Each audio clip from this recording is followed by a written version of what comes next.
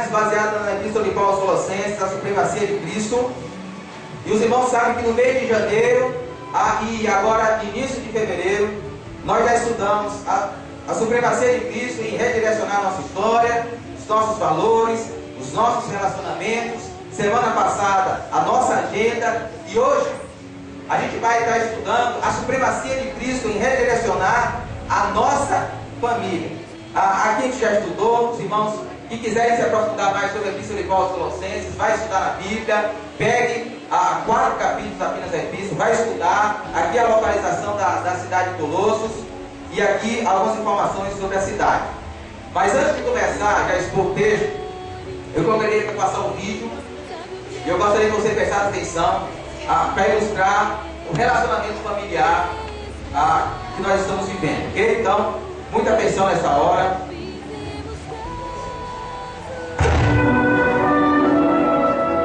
Tudo bem.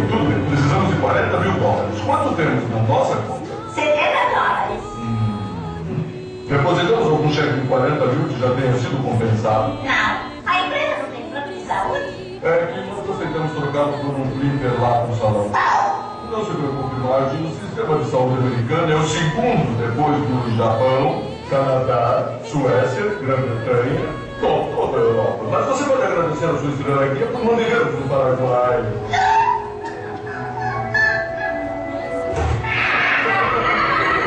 Vamos lá, criança. Por que a gente vai à igreja ou vai ficar aqui assistindo os desenhos? É minha responsabilidade criar essas crianças direito. E se você não mudar, vou ter que dizer a elas que o pai é... maluco. Precisamos fazer alguma coisa. Mas isso vai custar $8.500. Nós só temos 500 no banco, quer dizer... Precisamos de 8 mil. Eu poderia trabalhar? Ei, eu posso realizar os meus sonhos. Morar na floresta, escrever um diário dos meus pensamentos. 15 de março. Eu queria tanto ter trazido um televisor. Oh, Deus, que saudades da televisão. Mas você tem que ficar no emprego.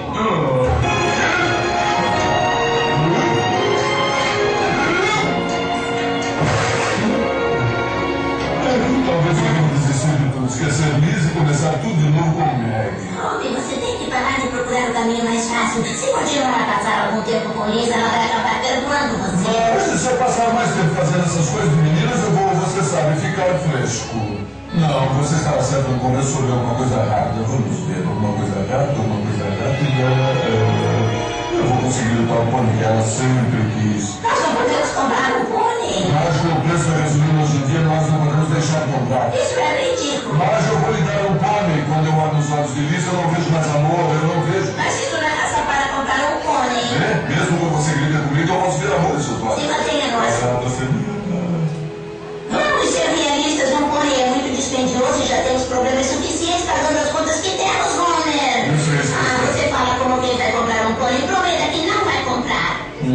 Por que foi isso com um sim ou um não? Isso nem palavra.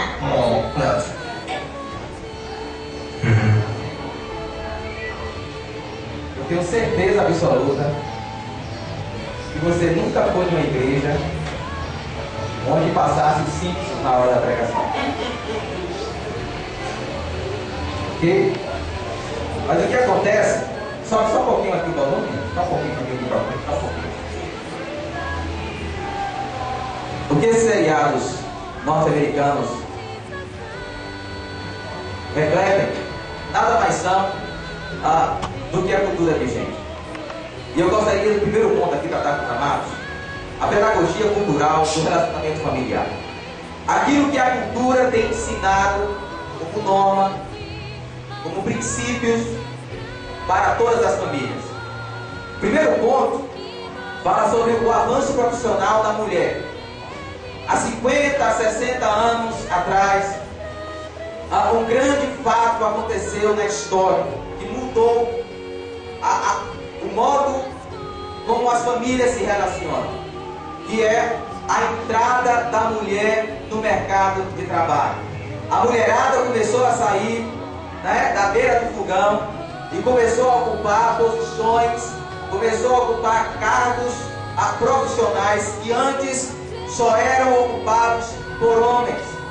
E a mulherada tem provado aí que em muitas áreas, elas são muito melhores do que nós homens. Por isso, eu não tenho nada contra a mulher trabalhar, ter uma função, ter uma profissão. Até porque, isso é bíblico.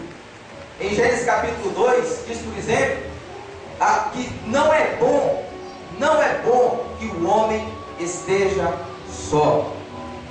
O homem jamais conseguiria cumprir a sua vocação para a humanidade sozinho. A mulher precisa estar junto com ele. No entanto, esse avanço profissional da mulherada causou uma conta a ser paga. Por quê? Porque tem carreira profissional hoje. E outra coisa, não apenas carreira profissional, mas sucesso. Porque não basta ter apenas carreira profissional. Tem que ter sucesso, tem que ser uma carreira de sucesso. Virou um imperativo para toda e qualquer mulher. Uma mulher optar por ficar em casa e assumir como a sua vocação, cuidar dos filhos, cuidar do marido, cuidar das funções domésticas, ela é totalmente ridicularizada na cultura, na sociedade. Diante disso, acontece o segundo ponto, uma mudança na estrutura familiar. Por quê? Porque em muitas famílias a mulher é a provedora da casa. Em muitas famílias a mulher é quem é a líder da casa. Sabe por quê? Porque líder de casa se tornou sinônimo de poder econômico. Quem tem mais dinheiro é quem manda dentro de casa. E a mulherada tem mandado dentro de casa. Por quê? Porque ela é a provedora. Porque ela é quem ganha mais. Porque ela é quem sustenta a família. E os homens, que antes tinha aquela função bem definida de provedor, daquele homem que sai para trabalhar fora, e que volta com pão, e que volta com leite, trazendo o sustento da família, ele se perdeu. Ele perdeu-se completamente. Por quê? Porque a mulher roubou dele essa função de provedor. E isso tem causado uma mudança tremenda nas famílias. Porque em muitas famílias há uma verdadeira confusão. Porque ninguém sabe quem é o líder. Ninguém sabe qual é o cabeça daquela casa, o cabeça da família. E a família brasileira, a família no seu contexto geral, tem desfrutado de uma grande confusão. E o que isso acarreta? Famílias totalmente desorientadas. Famílias desorientadas. Eu acredito que essa conta, que o imperativo da mulher trabalhar fora, o homem não assumindo a responsabilidade do seu lar, do casamento, essa conta tem sido paga pelos filhos. Os filhos é que têm pagado essa conta. Porque filho hoje se tornou um problema. Filho hoje é encarado como um problema. Ter filho hoje na cultura, na sociedade atual, se tornou sinônimo de mico. E homens e mulheres tentam ter várias atividades fora de casa para se livrar do mico que está dentro de casa, para ver quem vai ficar com o mico. Então homens e mulheres assumem várias responsabilidades na sua agenda para terceirizar a educação dos filhos. Colocam os filhos na casa da avó, colocam os filhos na creche, colocam os filhos na psicóloga, no terapeuta. Tem terceirizado a educação dos filhos. Por quê? Porque a prioridade é a carreira profissional. E é o imperativo para a nossa sociedade. Esse é o contexto das nossas famílias. Total desorientação. Mas eu gostaria de introduzir o segundo ponto. E Paulo vai falar do redirecionamento do relacionamento familiar. E Paulo vai dizer que o redirecionamento dos nossos relacionamentos familiares só é possível se nós primeiro desfrutarmos de uma transformação pessoal. Nós só teremos famílias transformadas se primeiro a nossa vida pessoal for transformada. E é isso que Paulo vai escrever no capítulo 2, versos 13, e no capítulo 3, versos 1 e 2. Paulo diz: quando vocês estavam mortos em pecados e na incircuncisão da sua carne, Deus nos vivificou com Cristo. Ele nos perdoou todas as nossas transgressões. O apóstolo Paulo está dizendo que nós, antes de termos um encontro com Cristo, levávamos uma vida de acordo com o que a cultura ensina, de acordo com o que é hipócrita na mídia. Mas quando nós nos rendemos ao amor de Jesus, demonstrado na cruz do Calvário, Ele perdoa todos os nossos pecados, Ele apaga o escrito de dívida que era contra nós, Ele conserta os erros que nós cometemos, Ele conserta o estilo de vida que nós tínhamos, Ele conserta os nossos valores, Ele conserta as nossas prioridades, Ele conserta os nossos princípios. E Paulo continua. Observe que ele introduz o capítulo 3, que é o capítulo que nós vamos estudar nesta noite. Ele introduz o capítulo 3 com a conjunção portanto, e essa conjunção é conclusiva, ele está concluindo o pensamento. O pensamento do capítulo 2 de uma transformação pessoal, ele está concluindo agora no capítulo 3. E a conclusão que ele chega é: portanto, se nós já nos rendemos ao amor de Jesus, se nós de fato nos dobramos aos pés da cruz de Cristo, portanto, já que vocês ressuscitaram com Cristo, procurem as coisas que são do alto, mantenham o pensamento nas coisas do alto. Em outras palavras, busquem viver uma vida com os valores do alto, do céu, de Deus, e não do que a cultura ensina, não do que é comum no dia a dia, não do que nós vemos na televisão, nos jornais, na internet, mas o que Deus diz para você, mas o que Deus diz para a sua família. Pensem nas coisas do alto, busquem as coisas do alto, diz Paulo. Busque ter um estilo de vida pautado nos valores do alto e não da terra. E ele conclui: mantenha o pensamento nas coisas do alto, não nas coisas terrenas, não nos valores que a cultura ensina, não nos valores que a mídia apregoa. E quando nós desfrutamos desse entendimento aqui, amados, quando nós somos transformados interiormente e os nossos valores, os nossos princípios são mudados completamente, aí sim, essa transformação pessoal gera uma transformação no relacionamento familiar. E aqui eu introduzo o nosso texto. Colossenses capítulo 3, versículo 18 a 21. Mulheres, sujeite-se cada um a seu marido, como convém a quem está no Senhor.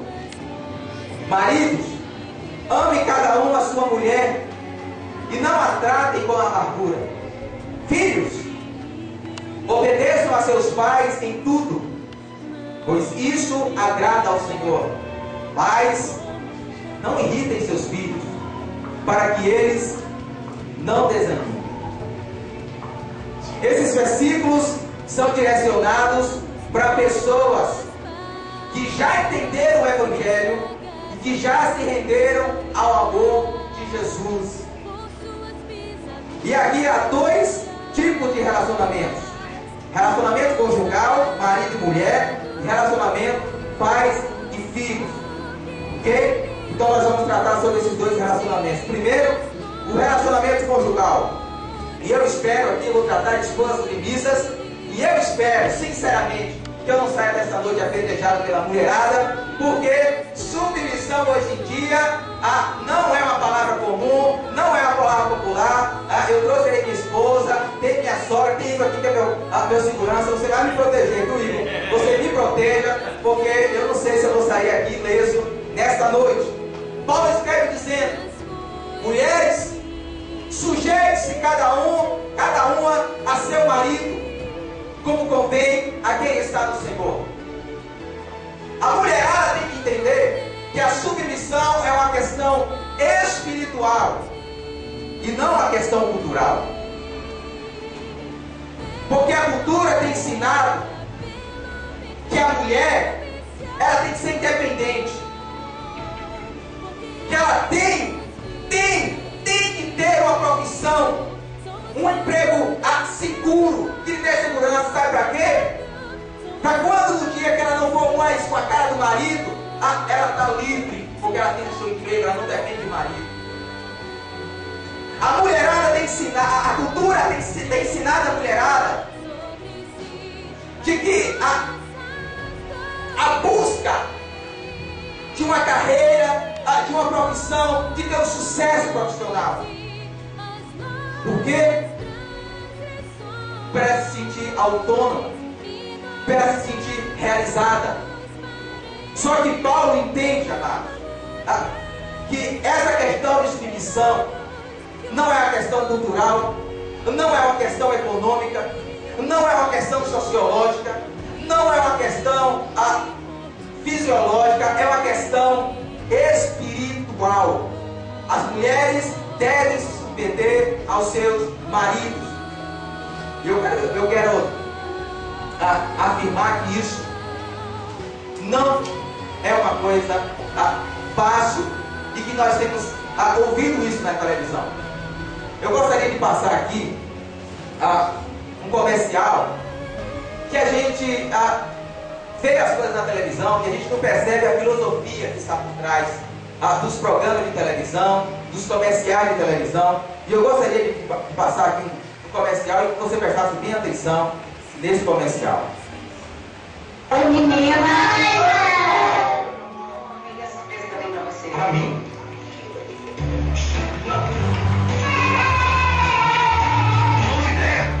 Não acredito. Eu levo as crianças na escola, fazer compras no supermercado, graças a Deus, futebol. Será que me desce? Amor. Fala nada, não. Preciso ficar um pouco sozinho. O mundo mudou. O Fiat Ideia também ficou mais moderno e muito mais esportivo. Deu para pegar alguma coisa aí? A gente só foca no carro, né? Os homens ficam apaixonados pelo carro. Mas deixa eu voltar aqui uma questão. Oi, menina! A mulher chega no trabalho e como é que ela está vestida? Uma executiva. Uma mulher que tem uma boa profissão. Uma mulher que trabalha fora. Uma mulher que tem um contra-cheque boa. E o cara está fazendo o quê? O cara está cozinhando, meu. O cara está limpando a casa. O cara está cuidando das crianças. O cara está passando um rolo dentro de casa. Mas não é só isso não. E ele está feliz, né? O cara está satisfeito, né, Lídia? Vamos continuar aqui? Opa! Vamos pagar. Epa, agora. Oi, menina! Amor, vem essa surpresa também pra você. Pra mim? Vai dar um carro. Não acredito. Eu levo as crianças na escola, fazer compras no supermercado. Epa! O carro serve pra quê?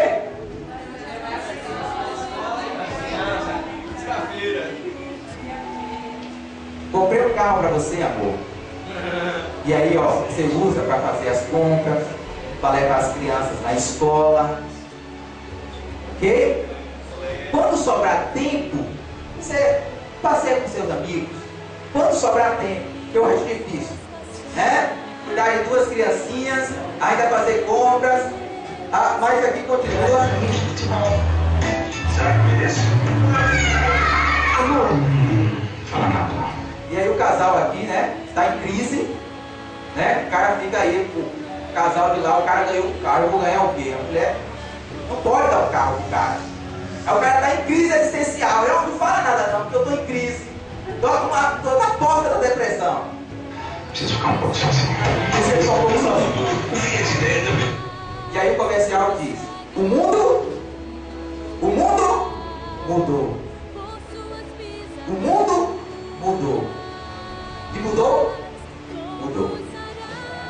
palavra de Deus muda?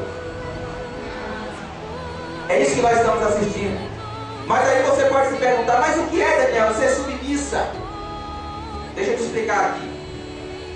Hernando Dias Lopes, pastor presbiteriano de Vitória, diz o seguinte: a submissão não é uma questão de valor pessoal. Submissão não quer dizer que a mulher é inferior ao homem. Submissão não significa que a mulher tem que estar abaixo ou acima do homem, nem que esteja à frente ou atrás do homem. Mas quando o texto de Gênesis capítulo 2 diz que Deus preparou uma mulher idônea para Adão, o termo hebraico significa literalmente uma pessoa de mesma estatura. A mulher não foi criada para estar à frente do homem, nem estar atrás do homem, nem estar abaixo, nem estar acima, mas ao lado do homem. E Hernando Dias Lopes continua, mas de função na estrutura familiar. Submissão é exercer um papel no lar, uma função dentro de casa. E aí Paulo, no versículo 18 diz: mulheres, sujeitem-se. E o verbo aqui está no imperativo, é o mandamento que Paulo está dando. É o mandamento: sujeite-se cada um ao seu marido, como convém quem está no Senhor. Como convém a quem está no Senhor. A mulher exerce a sua espiritualidade a Cristo. A mulher adora a Cristo. A mulher glorifica a Cristo dentro da sua casa, quando ela está submissa ao Senhor. E a mulherada já está torcendo o nariz. Está submissa ao seu marido. O texto de Efésios capítulo 5, a 22 a 24 diz: mulheres, sujeite-se cada uma a seu marido como ao Senhor, pois o marido é o cabeça da mulher, como também Cristo é o cabeça da igreja, que é o seu corpo, do qual ele é o Salvador. Assim como a igreja está sujeita a Cristo, também as mulheres estejam em tudo sujeitas a seus maridos. Eu nunca vou me sujeitar a esse homem. Eu nunca vou me sujeitar a esse cabra, a esse preguiçoso. Eu não vou me sujeitar a coisa nenhuma. Talvez, quem sabe aqui tenha jovens que estão pretendendo se casar e dizer: eu nunca vou ser submisso ao meu marido, eu vou ter o meu emprego. Então, meu conselho para você é que você ore bastante a Deus, para que Ele mande uma pessoa especial para você, para que você se sinta à vontade de ser submissa a Ele. Porque se nós realmente estamos em Cristo, se você, mulher, realmente está em Cristo, você tem que entender que o cabeça, o líder, a pessoa que Deus colocou para orientar a família, para dar na liderança da disciplina dos filhos, para dar na organização das finanças, para dar na organização da agenda, não sozinho, não como um déspota, não como uma pessoa autoritativa, mas como uma pessoa que Deus colocou na sua vida. Você tem que entender que Ele está sobre você. Foi Deus que colocou, foi Deus que instituiu. E a cultura, a sociedade, os valores que a cultura prega, não anulam o que diz as Escrituras Sagradas. Mas agora vem para os homens também. Maridos amorosos, diz o texto: maridos, ame cada um a sua mulher, e não a tratem com amargura. Eu faço a pergunta: como deve ser esse amor? Em primeiro lugar, o amor deve ser cultivado ao longo do tempo. Olha só o que o texto de Efésios diz: maridos, ame cada um a sua mulher, assim como Cristo amou a igreja e entregou-se por ela para santificá-la, tendo-a purificado pelo lavar da água mediante a palavra, e para apresentar a si mesmo como igreja gloriosa, sem mancha, nem ruga ou coisa semelhante, mas santa e inculpável. Da mesma forma, os maridos devem amar cada um a sua mulher. Portanto, cada um de vocês também ame a sua mulher. O que é que a Bíblia traz como imperativo para nós, homens, dentro da relação conjugal? Maridos, ame a sua mulher. O que mais? Ame a sua mulher. E o que mais? Ame a sua mulher. Você, homem, você glorifica a Deus na sua casa. Você exalta o nome do Senhor na sua casa quando você ama a sua esposa. Quando você toma a decisão de amá-la continuamente, independente das circunstâncias. E o que eu acho maravilhoso é que o ensinamento bíblico não torna o casamento mais barato para nós homens. Torna mais caro. Sabe por quê? Porque em nenhuma parte das Escrituras, você vai ler que Deus, Ele vai cobrar das mulheres como foi que ela tratou do seu marido. Como foi que ela cuidou do seu marido. Mas a Escritura nos diz que nós, homens, vamos ter um dia em que nós nos apresentaremos diante de Deus para apresentar a nossa esposa.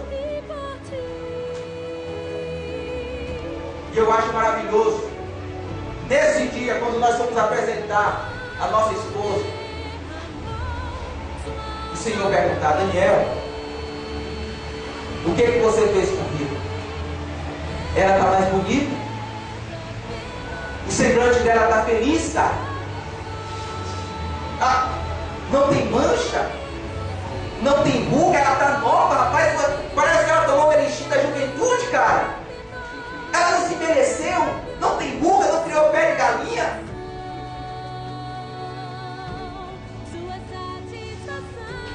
Mas pode acontecer também, quando nós não amamos a nossa esposa, que Deus pode chegar para a gente e falar: rapaz, Daniel, o que você fez comigo? Ela está triste. Ela está decepcionada, semblante envelhecido. Ela está amargurada. O que você fez com a esposa que eu te dei?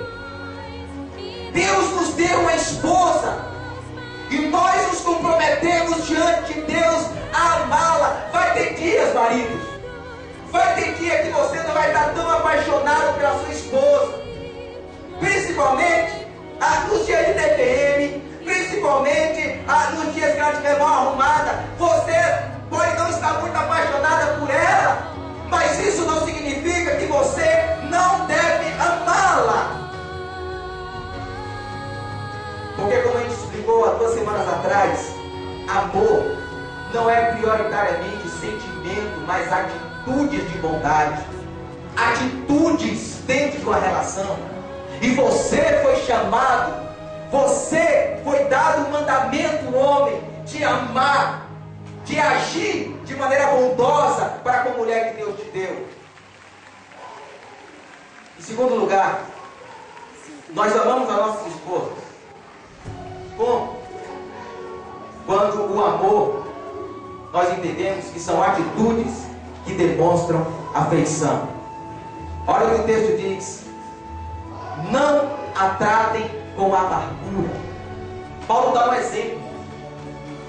Ele fala: ame cada um a sua mulher, e não a trate, fala de atitudes, não a trate com amargura.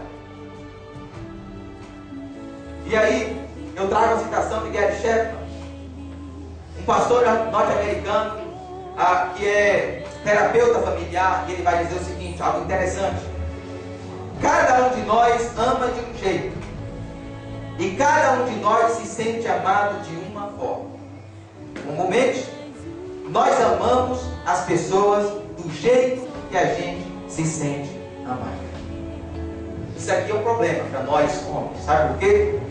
O que a Shepard está dizendo aqui é que eu me sinto amado de uma forma, e via de regra eu tento demonstrar o meu amor para com minha esposa, para com os meus filhos, da mesma forma com que eu me sinto amado. Mas aqui é que já é o problema.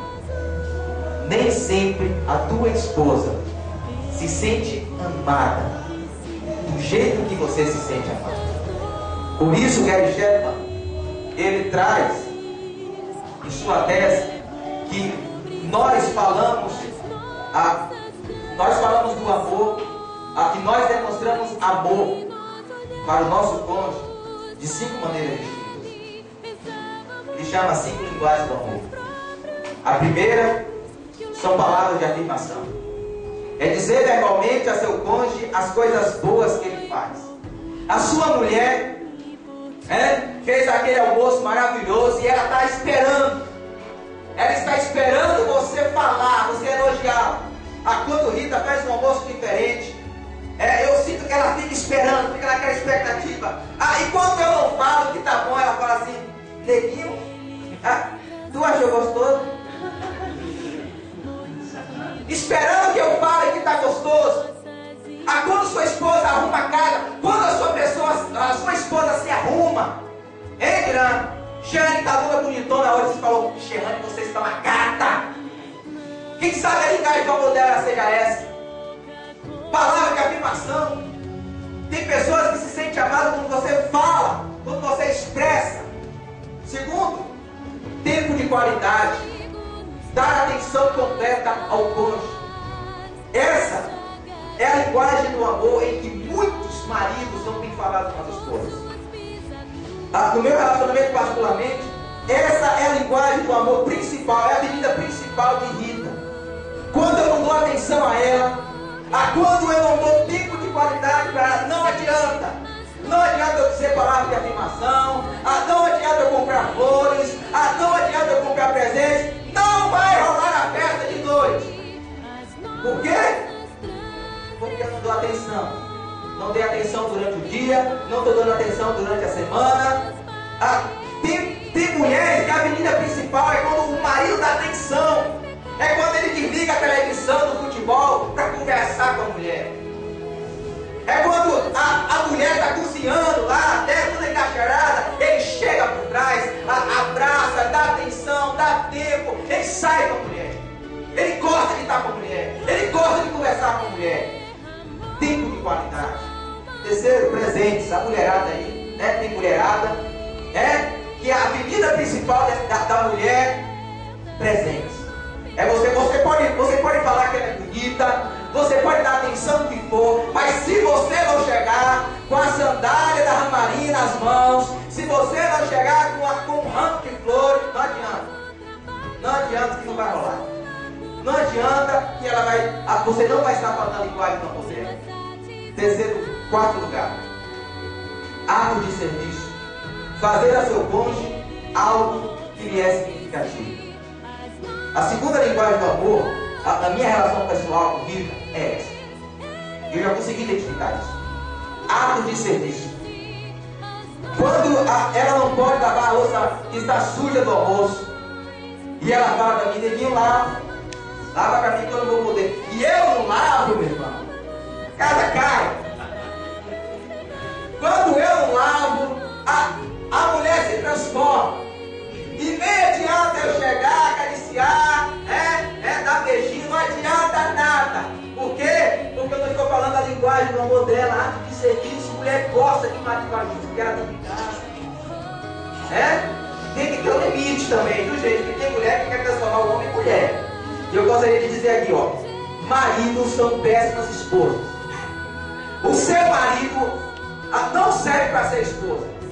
Tem mulher que quer transformar o cara em mulher. Não dá, aí não dá, né, meu? Não tem condições. Mas ato de serviço pode ser a linguagem do amor da sua esposa. Procure saber. E por último, o toque físico. Beijar, abraçar, dar tapinha nas costas, segurar as mãos, ter relação sexual. Na minha relação com Rita, essa é a minha linguagem do amor. Eu gosto de beijar, eu gosto de ser beijado, de ser abraçado, e eu gosto de fazer aquilo também, irmão já sabe, o toque físico, ele não pode saber, então, você, marido, tem a responsabilidade de primeiro identificar qual é a linguagem do amor da sua esposa. Você tem a sua linguagem do amor. A minha linguagem do amor, do jeito que eu entendo, que eu me acho amado, não é a mesma maneira que Rita se acha amada. Por isso eu tenho que saber qual é a linguagem do amor dela. Para quê? Para eu falar a linguagem dela e ela falar a minha. E por isso, se isso acontecer, o amor nunca vai faltar nos nossos relacionamentos, porque nós sempre estaremos falando a linguagem um do outro. Ok? Procure saber, viu, maridado? Os maridos aí. A maridada. Segundo lugar, relacionamentos pais e filhos. Paulo vai tratar no versículo 20. Filhos obedientes. Ele diz: filhos, obedeçam a seus pais em tudo, pois isso agrada ao Senhor. Que história é essa de obediência? A obediência aos pais é o método de Deus para a maturidade. Nós temos assistido ao crescimento de uma juventude, adolescentes que têm se tornado adultos, crianças que se tornaram adultos totalmente imaturos,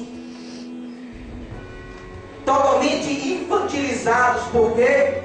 Porque não tem o senso de obediência, não conseguem obedecer aos seus pais. Você filho, você jovem, você criança, você adora a Deus quando você obedece aos seus pais. Por isso agrada ao Senhor. Obedecer aos pais agrada a Deus.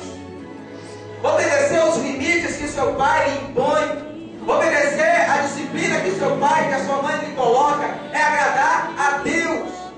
Acordar mais cedo, de manhã, para não dar trabalho, para ir para a escola, agrada a Deus.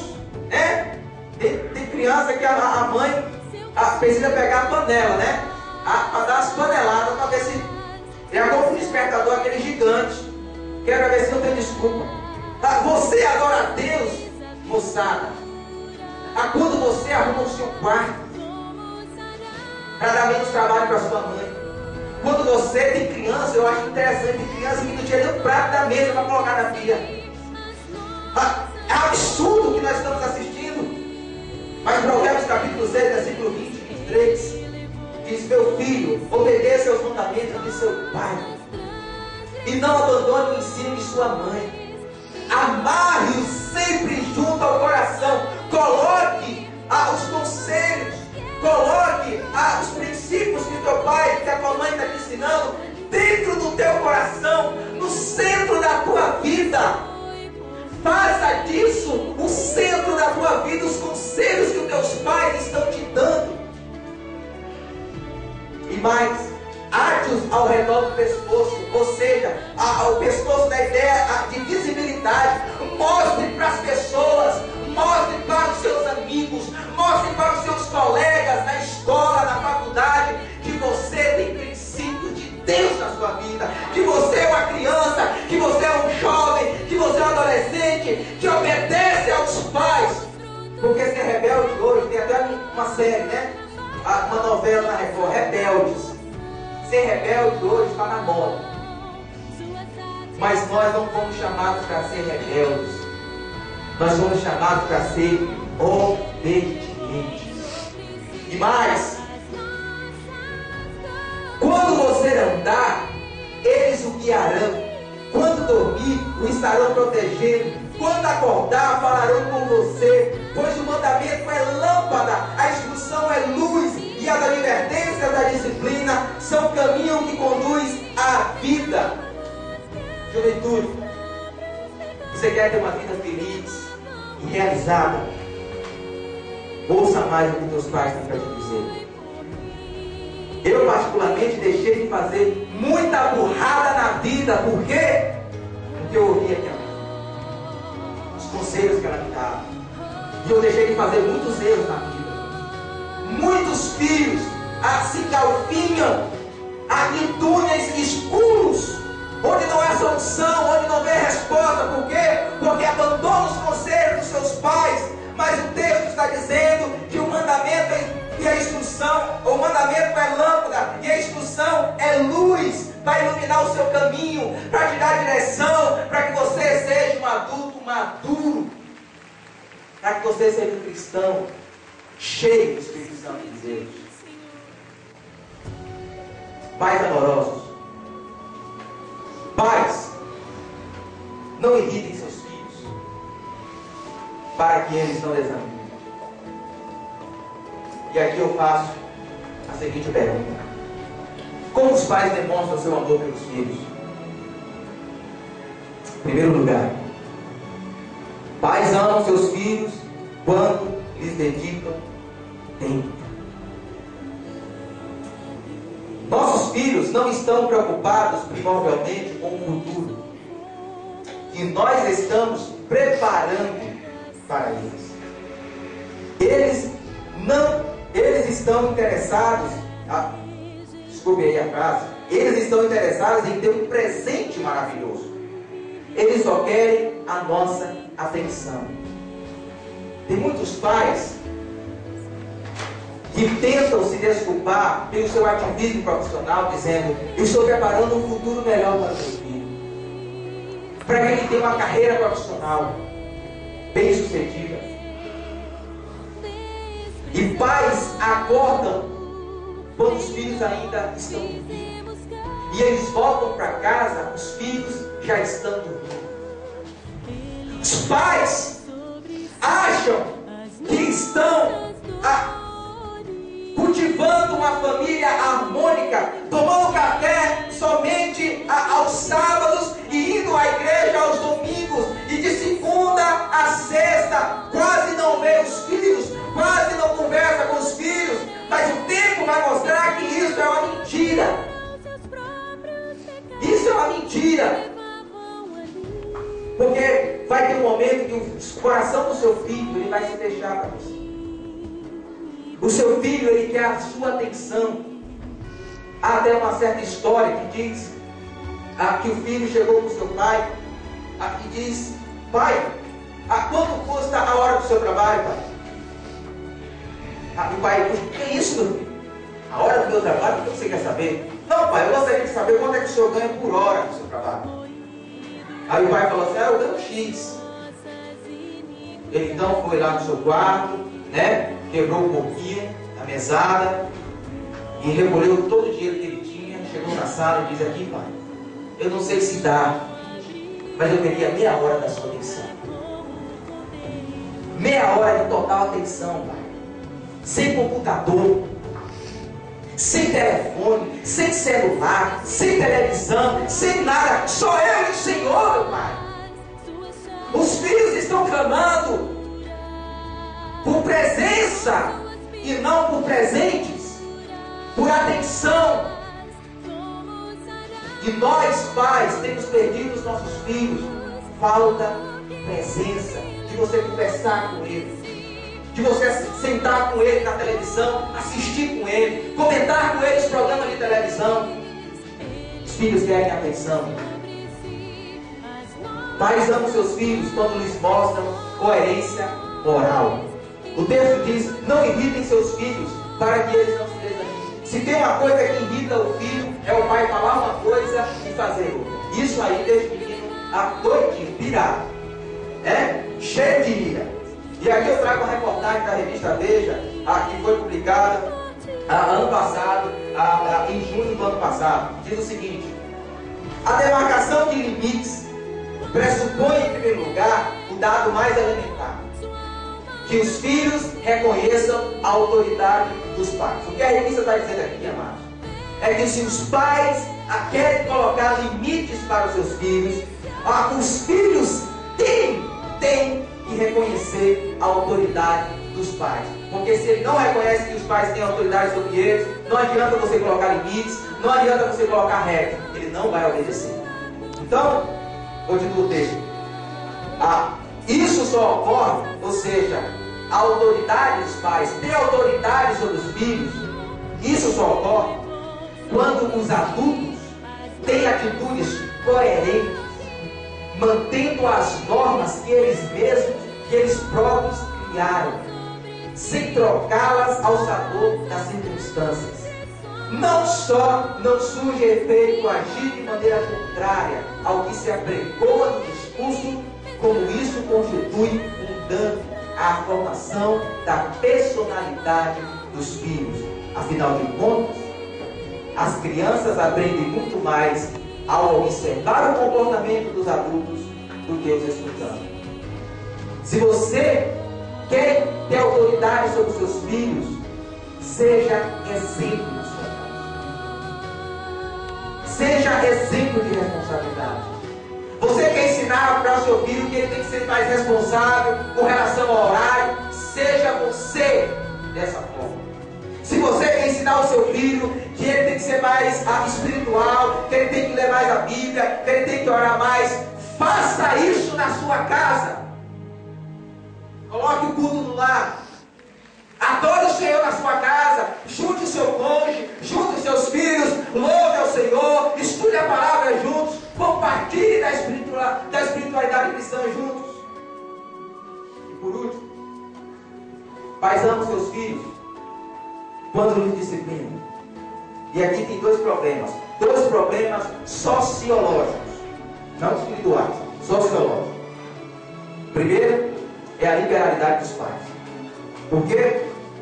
Porque essa geração que está surgindo aí, pais, mães, vem de uma outra geração em que os seus pais eram muito rígidos, eram pais autoritativos, eram pais rudes, e essas crianças, talvez você, pai, mãe, cresceu dizendo: quando eu ter meus filhos, eu vou educar de forma diferente. Meu pai é muito rude, meu pai é uma cabeça dura, eu vou ser mais liberal. E aí essa geração está emergindo, sendo liberal demais, sendo aberto demais, e os filhos têm crescido sem disciplina, sem consciência de regras, de limites. E o segundo, somado a esse problema da liberalidade dos pais, a convivência com os avós. Quando eu digo convivência com os avós, morando no mesmo teto. E isso acontece por quê? Por questões de problemas, dificuldades financeiras, os pais vão morar na casa do sogro, da sogra, ou uma gravidez desejada, a jovem, ela é engravida, não planejou, vai para onde? Vai para a casa dos pais, ou vai para a casa da sogra. E esse problema não está somente com as sogras, mas com os avós. Os avós representam toda a forma de terceirização da educação dos filhos. Nós, pais, temos terceirizado a educação dos nossos filhos. Temos delegado às babás, temos delegado aos professores da creche a responsabilidade maior da educação dos nossos filhos. Temos permitido que os professores, as professoras da escola dominical sejam as responsáveis primordialmente pela educação dos nossos filhos. E não é. Deixa eu falar uma coisinha aqui. Você que é avó, você que é avô, você não foi ordenado por Deus para criar neto. A responsabilidade de educar os seus netos foi dada para os pais dele. Não é responsabilidade sua, avó, educar os seus netos. Não é. Sai fora, que não é a tua praia. Não foi isso que Deus estabeleceu. E os avós ficam criando os netos, e os pais ficam cada vez mais imaturos. Por quê? Porque não aprendem a maturidade ao educar os seus filhos. E nós temos tantos pais imaturos aí hoje em dia. E os avós, com peninha dos netos, trazem eles para junto. Deixa eu te falar uma coisa aqui, pais. Por outro lado, os avós dos seus filhos não estão preocupados em dar disciplina. A maioria dos avós estão preocupados em fazer tudo aquilo que elas não puderam fazer com os filhos. O que é? Mimar, fazer as vontades. E você não sabe que isso prejudica demais o teu filho. Porque ele vai crescer uma criança mimada, cheia de mania. vai ser um péssimo pai, vai ser uma péssima mãe no futuro. Se você ama verdadeiramente o seu filho, aprenda a discipliná-lo, aprenda a você mesmo educá-lo. Avô, uma vez ou outra, não sou contra não. Onde fica a Bíblia nisso tudo? Vamos lá. A Bíblia é a sabedoria de Deus para os nossos filhos. Provérbios capítulo 3, versos 11 e 12. Meu filho, não despreze a disciplina do Senhor, nem se magoe com a sua repreensão, pois o Senhor disciplina quem ama, assim como o pai faz ao filho de quem deseja o bem. O texto está dizendo aqui que Deus, o Deus Todo-Poderoso, Ele segue o exemplo dos pais que fazem ou deveriam fazer, que é disciplinar os seus filhos.